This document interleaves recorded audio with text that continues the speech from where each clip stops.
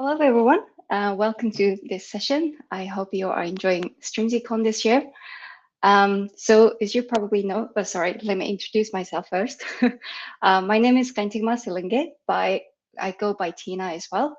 I'm a software engineer at Red Hat and a Strimzi contributor. So as you probably know, the Zookeeper is officially removed from Kafka version 4.0, and hopefully this session will provide what you need to know when it comes to running Kafka cluster in KRaft mode with Strimzi. So we're going to start with some introduction to KRaft and how it compares with Zookeeper-based clusters. So don't worry if you're not familiar with it yet. And we'll then look at some metrics that are specific to KRaft clusters and useful to monitor. And then we'll see how Strimzi executes rolling updates for KRaft clusters, so that you know what to expect during rolling updates. And finally, we'll cover how you can migrate your existing Zookeeper clusters to KRaft. Right, so what is KRaft? So previously, Kafka used Zookeeper to manage metadata of the clusters. So Zookeeper is removed now, so you don't need to manage that separate Zookeeper cluster anymore. It's been replaced by Kafka's own implementation to store and manage metadata directly in Kafka. And this simplifies the deployment and management because you have fewer moving parts and a single system to manage. So things like authentication, configuration, protocol, and networking become simpler. And also you don't need to worry about that extra security layer between Kafka and Zookeeper. It also makes the cluster more scalable, taking the advantage of Kafka's own ability to scale, because Zookeeper cluster tends to have limit when it comes to scaling. And it makes the cluster more efficient because you get faster startup time, because you don't need to sync the metadata between Zookeeper and KRaft cluster. And also you get better performance because the metadata is stored in Kafka, stored directly in Kafka, so the updates to the metadata is much quicker. Right, so this is how Zookeeper-based cluster looks like. You have Zookeeper cluster that stores the metadata, and you have your Kafka clusters with broker nodes. And one of the brokers is designated as a controller, and that handles the partition assignments and coordinates the metadata update with Zookeeper and other brokers. And this is how KRaft cluster looks like. Now you just have a Kafka cluster with some nodes serving as controllers and some serving as brokers. And one of the controller node is designated as the active controller, but I'll explain more about that in the next slide. So controller nodes forms a quorum, and it uses the Raft consensus protocol, which is more efficient compared to Zookeeper because it has quicker failover and recovery. So it's essentially a distributed metadata quorum where each controller node is storing metadata topic locally. And this topic is called cluster metadata. It's an internal topic. And with the Raft consensus protocol, one of the nodes is the quorum leader, and this is called active controller. So I might refer to it as the quorum leader or active controller throughout this presentation, but they're basically the same thing. So the quorum leader or the active controller handles the partition assignments, and only the active controller can write to the metadata topics. And then the other controllers are basically followers. They're replicating the metadata topic to their local copy. And if the active controller shuts down or goes away, one of the follower controllers with the most up-to-date metadata gets elected as the new active controller. Okay, so with KRaft, also all of the brokers store the local copy of the metadata topic and communicate with the active controller to keep up with the updates. Brokers are observers of the quorum, meaning that they don't participate in the quorum leader election. They just observe the updates. So as we saw in the previous slide, one of the brokers needed to be designated as a controller in Zookeeper mode. and coordinate the metadata updates with Zookeeper. So now none of the brokers need to do that. It's the active controller handling all of that instead, and that leaves the broker to handle the client data.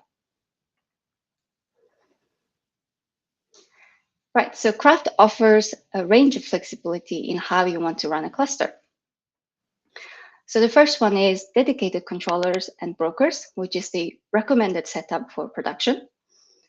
And this offers better scalability because just as I mentioned, the controllers only handling the metadata data and the brokers handling the client topic data. And this allows you to avoid single point of failure, and it fits much better for large clusters. But you can run the clusters in combined mode as well, meaning some or all of the nodes are serving as both controller and broker. And this simplifies the deployment since you need fewer nodes, and you also get to save some resource in terms of the node count. But note that if the node is serving as both controller and broker, it might potentially need more resources such as memory. And it works great for small clusters for development purpose. You can even run a single node cluster. This is useful if you want to spin up a cluster very quickly just for testing purpose. Okay, so there are a couple of things that will to note when you deploy in KRaft cluster with Strimzi. So in this example, you can see there's a couple of annotations there. So you need to have your node pools annotation enabled, and you also need to have the KRaft annotation enabled as well. And then you will have to create a Kafka node pool resource. And with the Kafka node pool resource, you can specify what role the nodes should be serving as. So in this example, as you can see under the spec, there is a roles field, and you can have one or both of the controller and broker roles. So in this example, you have both of them, so that means the cluster is running in combined mode. For production setup, obviously you would have one Kafka node pool CR for just controllers and then another one for just brokers. Okay, so that was a short intro to KRaft. Now we will look at some metrics. So the metrics I'm going to share now, by no means that is an exhaustive list of the metrics that you have to monitor. These are just key metrics that I could fit into this session, and I think they're quite important in terms of how KRaft clusters work. And hopefully this will give you some good starting point when you start to monitor your KRaft clusters.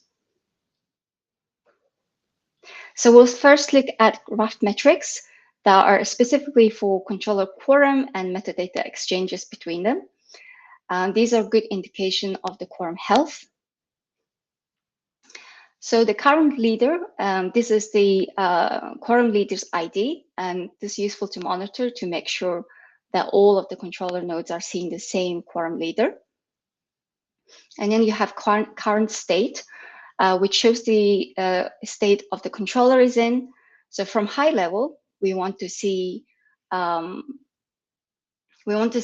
node reporting as reporting a leader state, and then all the other controller nodes reporting follower state. But there are other states such as observer, candidate, perspective, or unattached. So these are the states that controllers transition into during quorum leader elections. So this could be useful information to monitor, especially if you debug an issue, particularly around election. For example, some reason the quorum leader cannot be elected, or the leader keeps bouncing off between nodes. And then you have current epoch. So all controllers needs to have the same epoch to maintain that consistency and leadership. Otherwise, it could cause leadership conflicts or inconsistent metadata. And a current vote, so this is the ID of the controller that that node is voting for. So this is just useful to see how the quorum leader was elected. Right, so there's a couple more metrics, high watermark and login offset. And this shows these are useful to compare between the follower controllers and the quorum leader to see how far the followers are behind, whether they are keeping up. And then you have election latency, which is either the average or the max time spent on electing a new quorum leader. So higher that latency, potentially the longer the period where you don't have a leader in your cluster. So obviously, if you don't have a quorum leader in your cluster, nothing can write to or read from the metadata. And this could cause various issues with your brokers and clients. But in healthy clusters, this period should be very brief. But if you do see latency increasing, that potentially could lead to problems. And then you have append records rate. This is the average number of records appended by the quorum leader. So the value for this metric coming from the followers will be set to 0 because obviously they're not the one writing to metadata topic, it's only the quorum leader. And then you have fetch records rate, which is the average number of records fetched from the quorum leader. Again, the value coming for this metric coming from the leader itself would be set to 0 because the leader is not fetching from itself. So these two metrics are a good indication of the overall performance in the quorum. So all of these metrics are generally quite good to trend over time, so that you know in your healthy clusters in the normal use case, like how the values usually look like, and so then you can identify if there is any unexpected behavior. Okay, so now we'll look into some controller metrics, particularly for metadata. Particularly for KRaft case. So active controller count is a critical one to monitor, of course, because we always expect it to be equal to 1, no more, nor less. Obviously, this can be 0 during the quorum leader election, but like I said, that shouldn't be that period shouldn't be long. And then you have active broker count. So this is the number of the registered brokers with the KRaft controller and actively working. And then you have fenced broker count, which is so fenced means is the opposite of active broker. So this is the number of registered but fenced brokers. So fencing a broker means a controller is marking that broker as an inactive and prevents it from being elected as a partition leader or being assigned with any new partitions. And broker gets typically fenced if it disconnects from the KRaft controller or it doesn't send the heartbeat request anymore. And once it gets fenced, it can only get unfenced after it can establish connection to the KRaft controller and the active controller and a catch up to the metadata log and start sending the heartbeat request. And then you have the last applied record lag MS. So this is the difference between now and then the timestamp of the last record applied to the metadata topic. And this is a useful one to see how far your controller followers, how long it takes for the follower controllers to get the metadata update. And then you have metadata error count. So this is the number of errors encountered when the controller is processing the metadata log. And it's also good to monitor the metadata related metrics from brokers' perspective as well, because they also store the local copy of, they also have a local copy of the metadata topic, and then it tries to replicate it from the active controller. So offset of the last record applied for the metadata by the broker. So this is useful again to compare with the active controller's log and offset to see how far the broker is and whether it's keeping up. And last applied record lag MS. So this is the same metric I just mentioned for the follower controller. Again, it's how long it takes for the broker to receive the metadata update. And then a couple of error count related metrics. So one is the errors encountered while loading the metadata log, and then the other one is errors encountered while applying the new metadata updates. So those are useful metrics to look at as well.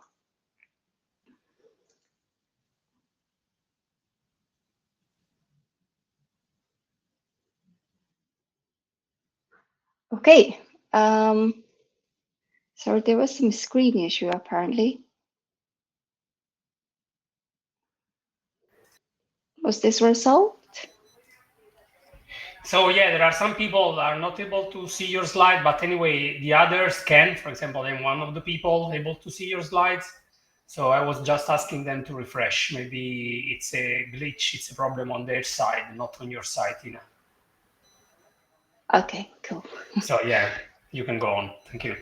Cool. All right, so next we'll look at rolling updates. So last year's StrimziCon, I gave a detailed talk on how Strimzi operates. Strimzi operator handles rolling updates, including KRaft clusters. So please check it out if you would like to learn more about it. But in this session, I'm going to just cover the key things to know when it comes to KRaft clusters in terms of rolling update. So the first thing to know is the order it takes to roll nodes. So in general, the operator always restarts the unready pods first and make sure they get recovered and start running. And then then only it restarts the ready pods. It also restarts the pod for the controller always at last. So this logic is the same for KRaft clusters as well.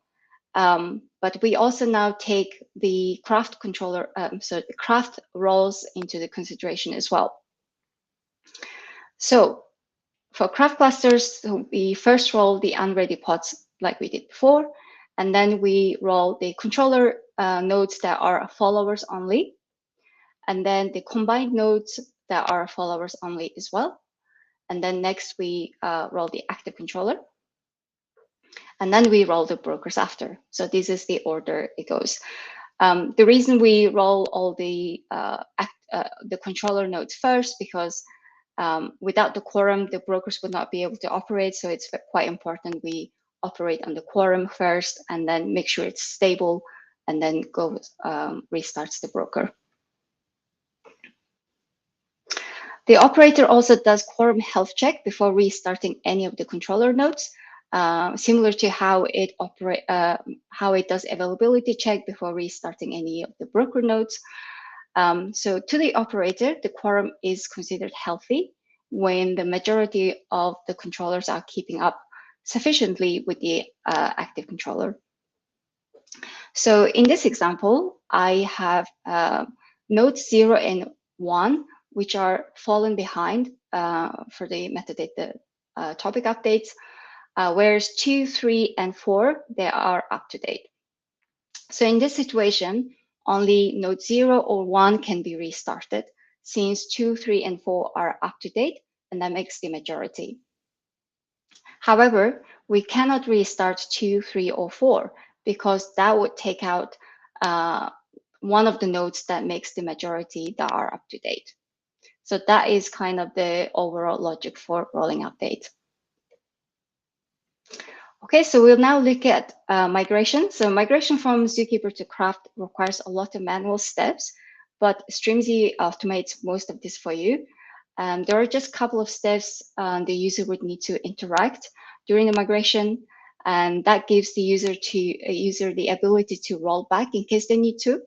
And the rollback option is basically a safety net in case they want to just practice around the KRaft migration, but not fully migrate yet, or something seriously goes wrong. Hopefully that's not the case. So there are 5 overall migration phases. So the initial phase, that's when we are at the start of the migration where the cluster is still in Zookeeper mode. And then the initial metadata load, and that's when the KRaft controllers comes up and start loading the metadata from the Zookeeper. And then you have hybrid phase and dual write phase. So we'll look into that in the next slides. And then you have the finalized state where the migration gets completed. So to the migration operated by Strimzi operator, it takes various actions. So these are the actions it takes during the migration. So it deploys the controller quorum nodes, and it reconfigures brokers and controllers. So various phases of that migration phases require the nodes to be reconfigured and restarted, so that the operator handles that. And obviously, once the nodes are restarted, they have to wait for it to become ready, make sure the cluster is stable. The operator also keeps track of the migration progress to ensure its completion. So for example, during the migration, if the operator goes away and comes back, it needs to know where it's left off and be able to continue from there. And then once the cluster is migrated, the operator then deprovisions the Zookeeper cluster. So from user side, there are 4 actions that a user needs to take. So the first action is basically just a prerequisite for the migration. As I mentioned previously, they have to create the Kafka node pool resource for the controllers, so the operator can deploy the controllers. And then the action 2 and 3 are the main interactions user has to have with during the migration with the migration process.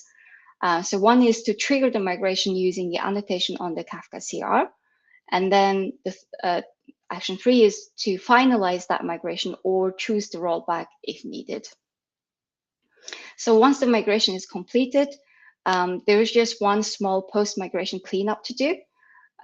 So when migration is completed, the Zookeeper cluster will be gone. And so the user has to just go and remove the Zookeeper section in their Kafka CR that is no longer needed. Right, so let's try visualize the whole migration process. So we're in the initial phase where you have Zookeeper cluster and your Kafka clusters with broker nodes. So the user creates the controller Kafka node pool. So in this example, I'm creating a quorum with 3 nodes, so replica set to 3. So the general advice is to choose the replica count same as your Zookeeper node. So if you're migrating from 3 Zookeeper nodes, then choose 3. If you're migrating from 5, then choose 5 controller nodes. And then you can see in the roles, I have only controller specified. So, and the user triggers the migration by setting the KRaft annotation to value of migration.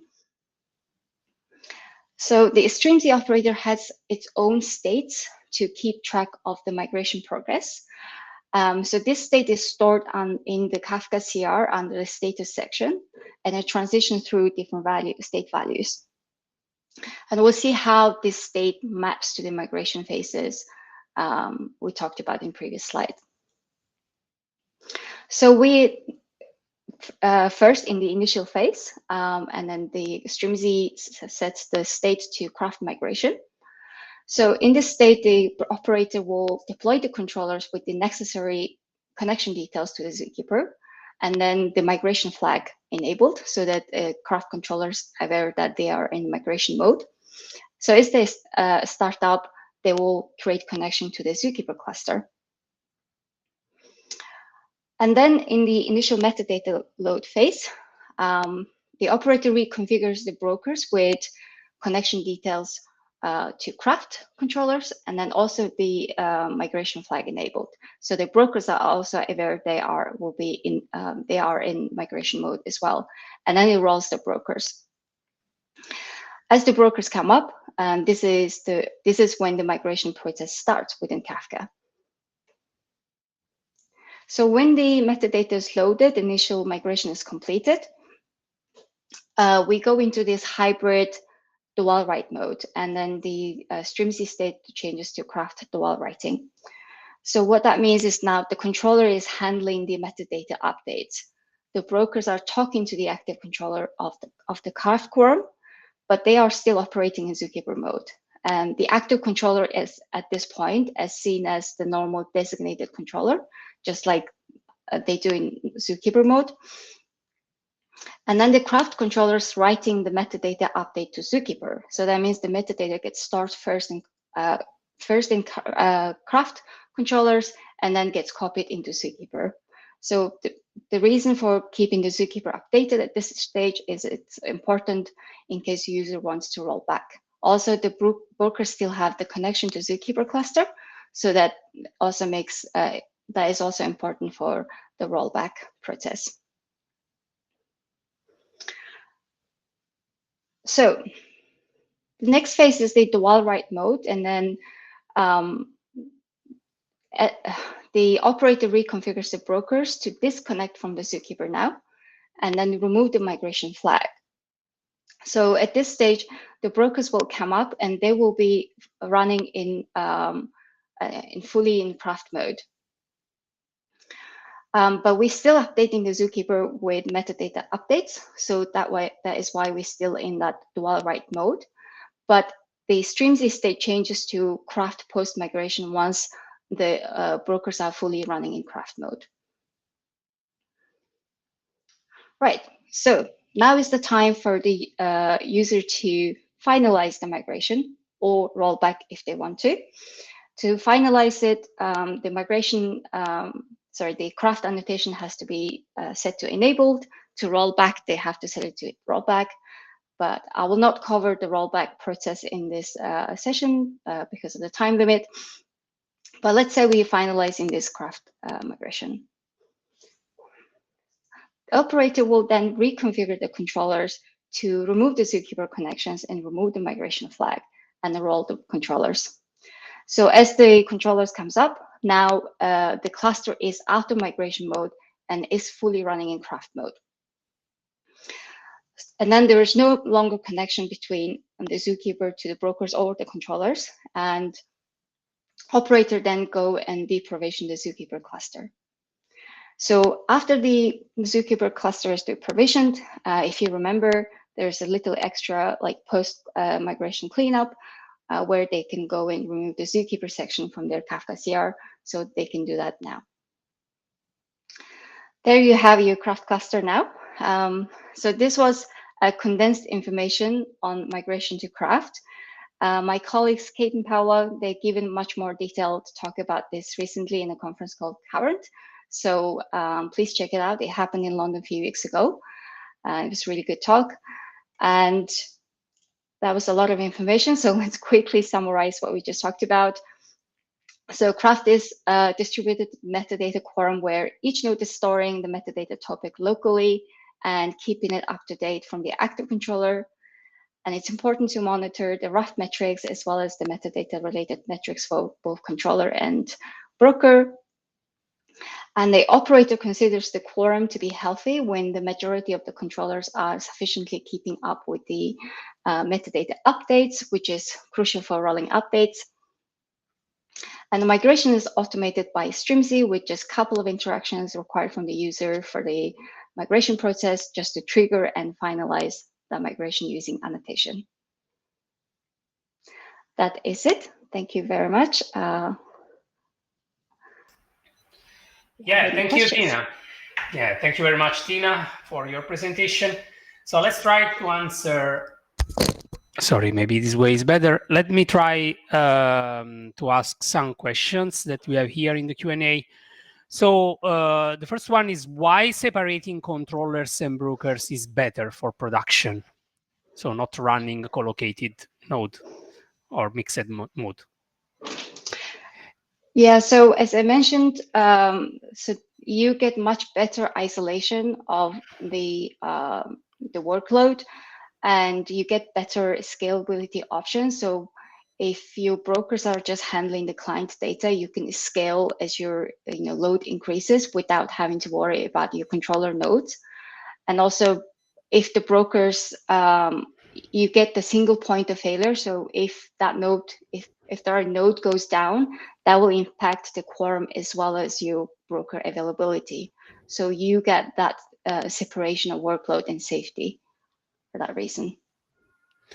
Yes, and the next one is when using KRaft mode in a production environment, is it advisable to place one pod per node for the broker or controller? Sorry. Didn't get the So I question. guess that the question is, if you have a Kubernetes cluster with several nodes, if it's better to place just one pod per each node for running broker and controller. So I guess not collocating more brokers or more controllers or broker and controller on the same Kubernetes node. That's my understanding of the questions. Yeah, I think that is the recommended setup. Again, that the point I raised about the single point of failure, if your pod goes down, that could potentially bring down multiple Kafka nodes. So yeah, I think the usual setup is one node per pod. And also, can I use KRaft mode in Strimzi 046 in a production environment? I believe so. That's when the 4.0 supported. Yeah, exactly. I will say yes, because anyway, Kafka 4 is production ready, right, in KRaft mode. And this is what we are going to support. So we are actually supporting in 046. Then the next question is, in KRaft, only active controller update metadata. Also, brokers interact with the active controller only, while followers are kind of passive. So how KRaft mode is better than Zookeeper-based setup in scaling? So, so I guess you get much better performance with KRaft compared to Zookeeper because the updates are within Kafka itself. And then you can scale your controller quorum if you need to, independent from your brokers as well.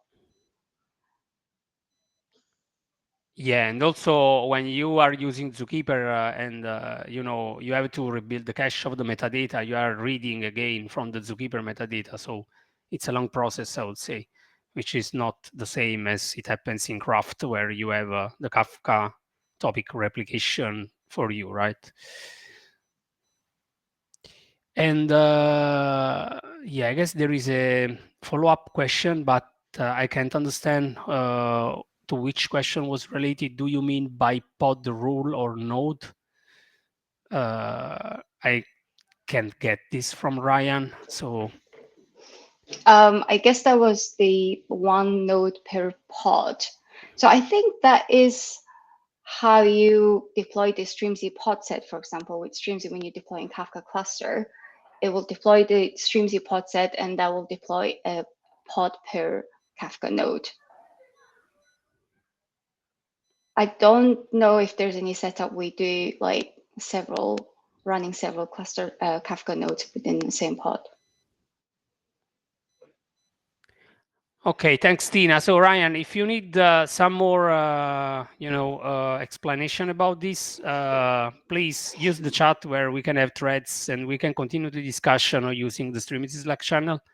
So maybe we can clarify better if the answer from Tina is fine for you.